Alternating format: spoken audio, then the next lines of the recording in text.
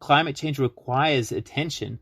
And if you're going to be spending hundreds of billions of dollars as part of an economic recovery, then the least you can do is make sure that that aligns with your climate obligations.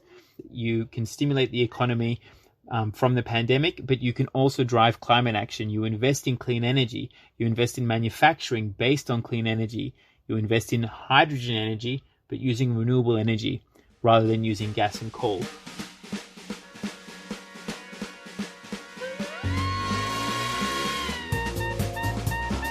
G'day and welcome to Follow the Money, the Australia Institute's podcast demystifying the big economic issues in Australia and putting them in plain English.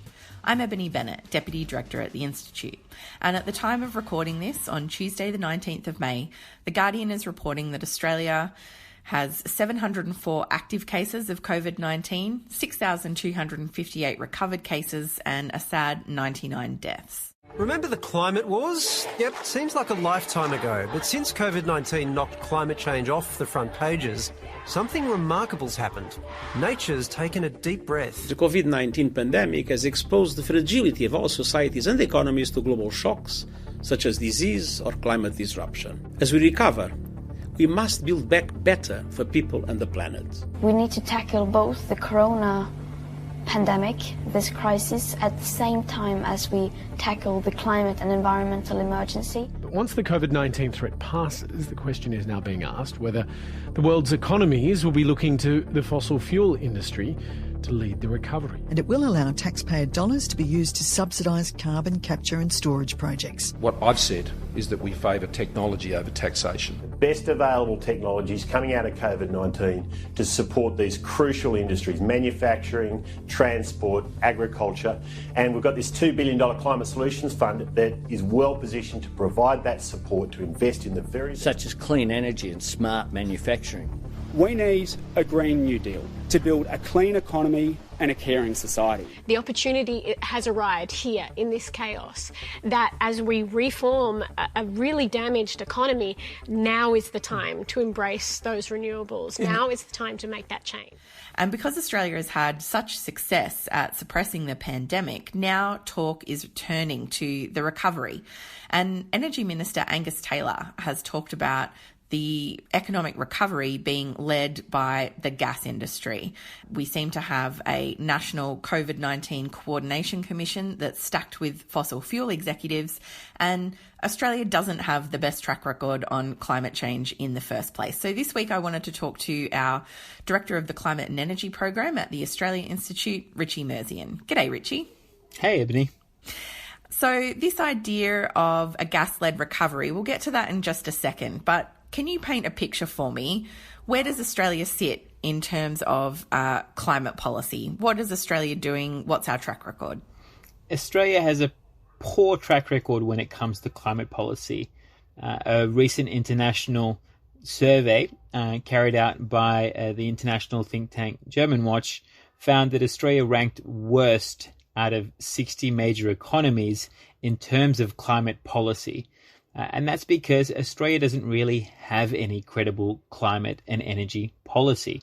It has no real way of reducing emissions in a number of key sectors. And the Minister for Energy and Emissions Reductions seems fixated on focusing on energy and only some types of energy and doing very little to actually reduce emissions. So Australia's emissions have been going up.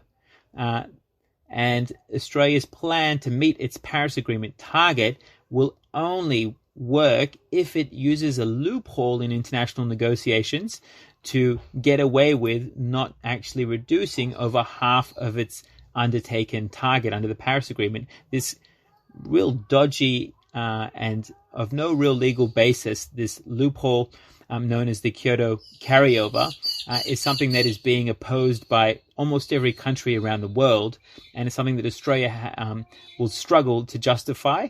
So when you add all this up, it paints a rather dire picture for Australia's climate policy.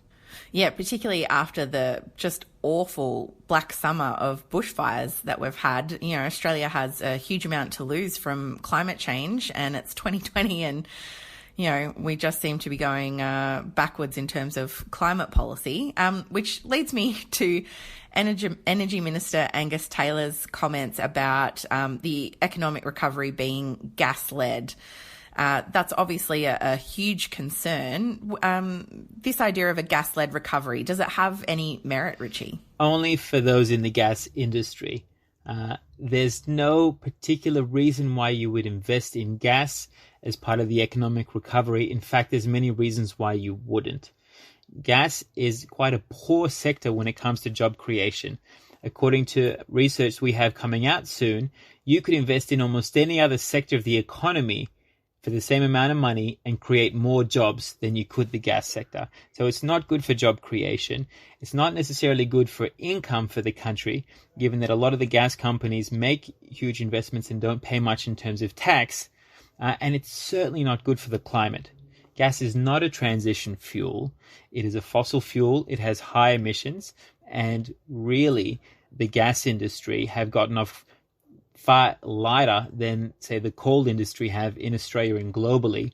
That really comes down to just the idea that gas is less emissions intensive than coal. But when you take a much wider picture of the overall impact of gas, all the gas that's leaked from when it's extracted, all the way to the leaks along the way, and then when it's ultimately consumed, gas is quite dangerous and it certainly doesn't have a role to play. So a gas-fired recovery doesn't work for really any metric that you want, and unless you were in the gas industry, you really wouldn't be pushing it.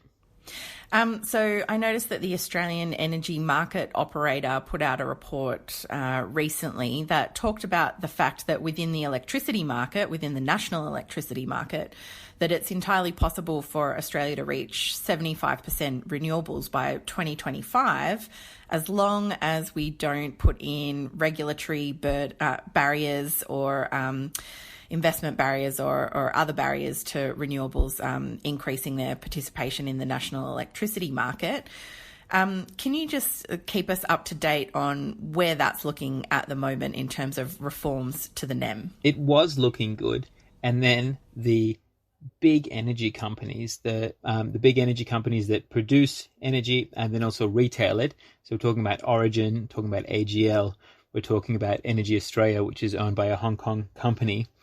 These companies, on day one of the pandemic, wrote to the Energy Minister, wrote to the Council of Australian Governments, and basically called on them to delay some necessary reforms to the energy market that would ease the transition for a number of technologies that would improve how we use energy, that would reduce the need for some of the big new energy projects that are currently being pushed, that would ultimately pave the way for more renewables.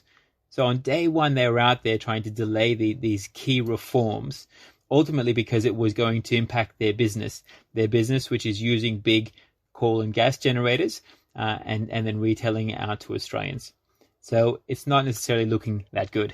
Yeah, and so AEMO also talked about renewables being the cheapest new form of energy to build now. So even just on economic grounds, renewables should be the way to go, right? Oh, sure. If you just took everything just purely on a cost basis, then renewables are the best way that you can build new energy generation in terms of cost, in terms of reliability, and in terms of low emissions. But unfortunately, that doesn't work for the agenda that many have, including, I think, the Energy Minister, who has stated that he wants to keep gas and coal assets on the generation grid for as long as possible. And he's looking at ways to even fund, using public money, new builds of gas and coal power. And so it really shows that when it comes to the crunch, the Energy Minister isn't interested in a market-led approach to electricity, but is quite happy to intervene in the market to back in fossil fuels instead of letting renewables dominate, which they would have otherwise done. Yeah, and to make electricity more expensive. That seems an odd intervention for a minister that the Prime Minister charged with making electricity prices cheaper. So I guess that brings me to the role of the fossil fuel industry in this big push towards making this a fossil fuel-led recovery, obviously led by the gas industry. But the government's National COVID-19 Coordination Commission is essentially stacked with fossil fuel executives. Now, Nev Power was the former head of the Fortescue Minerals Group. He has a great experience in doing just this task. If you're working in the mining sector, you need to know how to solve problems, and big ones. There are only big issues in the minerals sector. And it's great that Neville, when I rang him the other day, I simply said, Nev, I need you to serve your country. And he quickly responded. There's a few people on there that don't have links to the industry. What do we know about the COVID Coordination Commission? We don't know that much because it has been so shady to begin with. We know that the COVID commissioners were hand-picked by the Prime Minister's office. They were not picked through cabinet. We know that most of them have links to the fossil fuel industry. We know that they are being paid $2,000 a day and that the chair is getting over $250,000. And we know that they have been given a huge amount of support from every element of the government to shape Australia's future in terms of the economic recovery from the pandemic. So a major task, a lot of power, but very little scrutiny. So the CEO of this commission fronted up to an oversight committee instead of the chair, who was requested by the committee to appear. And the CEO admitted that the commission is opaque. He admitted that he didn't necessarily know what was going on, who they were talking to, what tasks they were undertaking, whether there was a conflict of interest from some of the advisors to the commission, whether there was limitations to foreign interference. So it just shows you that things are not looking good when it comes to accountability or process. And the economic recovery is ultimately in the hands of a number of corporate executives who have very little oversight. That's hugely concerning, obviously, because they seem to have, quite a bit of power and influence and almost entirely opaque, which I understand made a couple of the senators who sit on that review committee, quite unhappy. But today we've had another review from another fossil fuel executive that, surprise, surprise, seems to be recommending more fossil fuels. Tell me about the Grant King review, Richie. So there seems to be a real pattern in terms of handpicking gas executives to run these types of projects for the government instead of relying on the public servants, the hundreds of thousands of public servants that are currently on the payroll and have decades of experience in designing national interest policies. The Grant King review was even more shady. It was secretly commissioned. It did not hold public consultations. It was told to review Australia's climate policies and improve them in terms of access for the industry.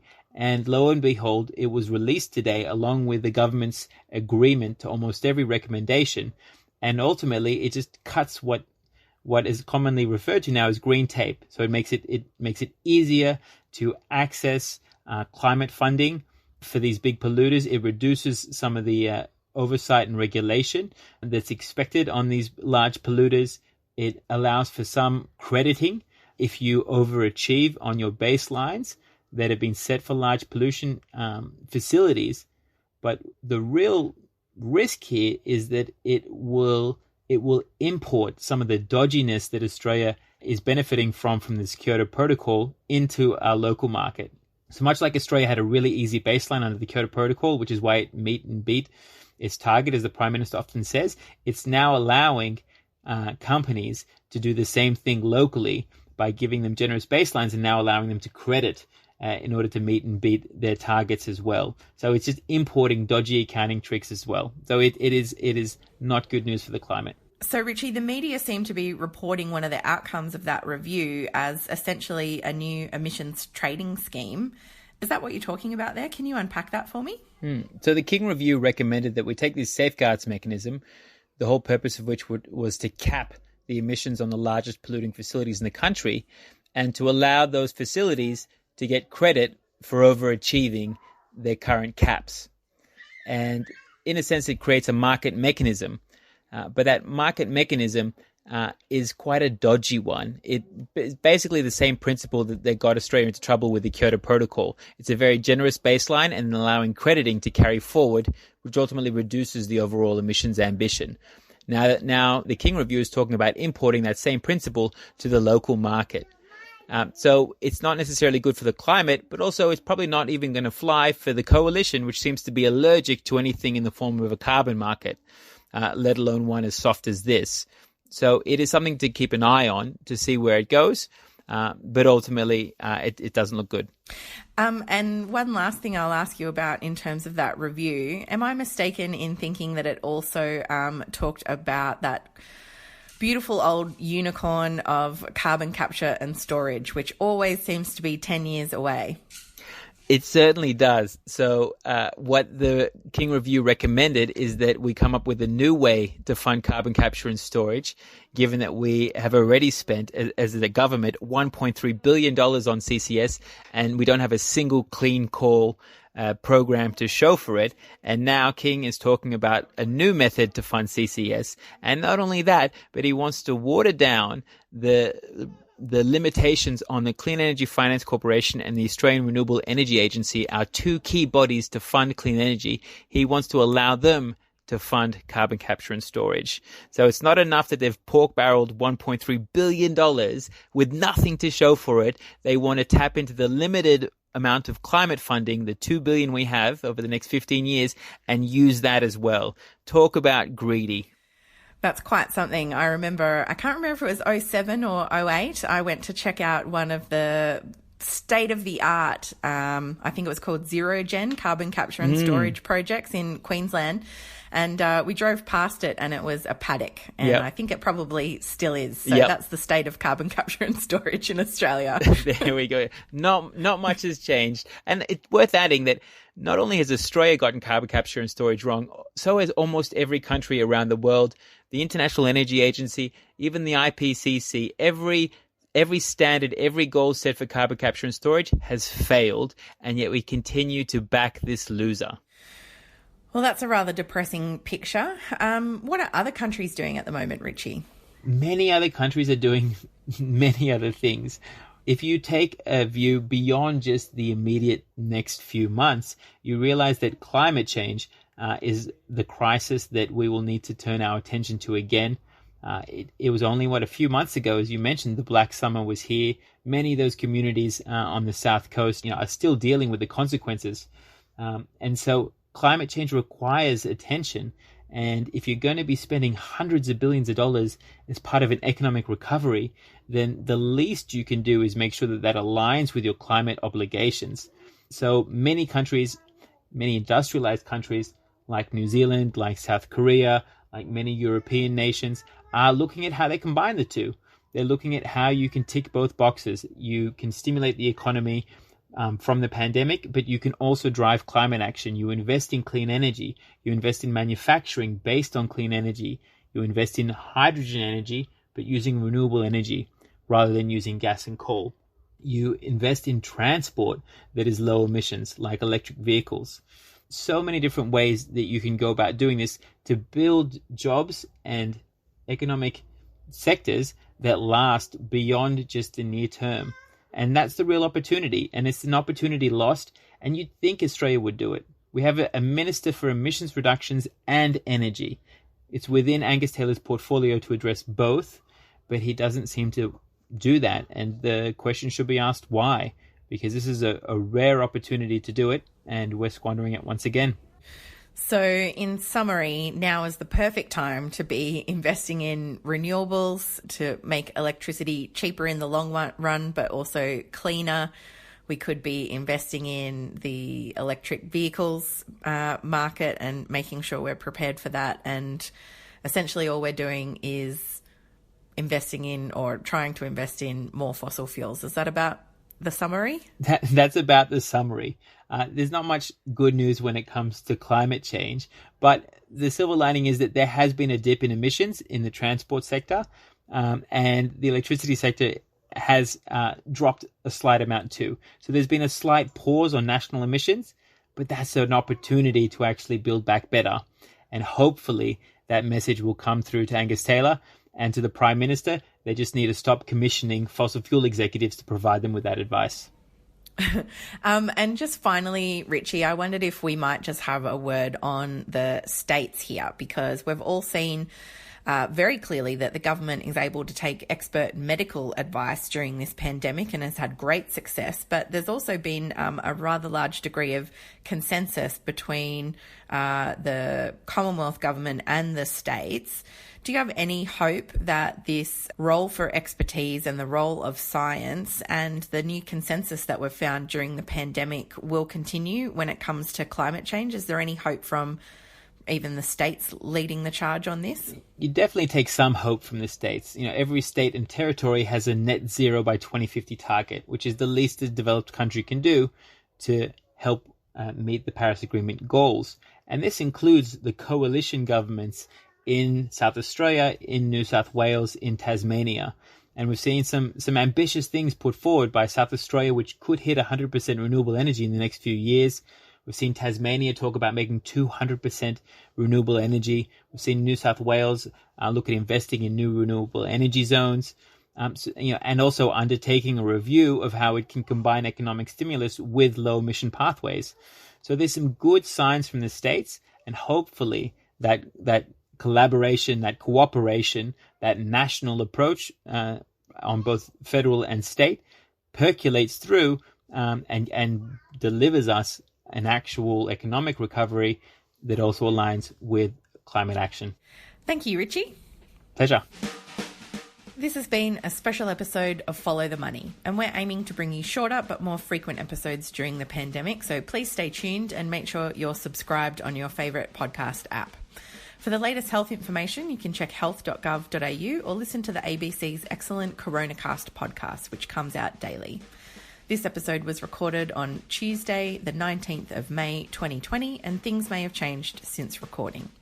You can visit tai.org.au for all our latest climate and energy research, and also to check out our upcoming webinars for our Economics of a Pandemic webinar series, the next of which will feature Zali Stegel, the independent member for Warringah, talking about the role of climate action in the economic recovery for Australia.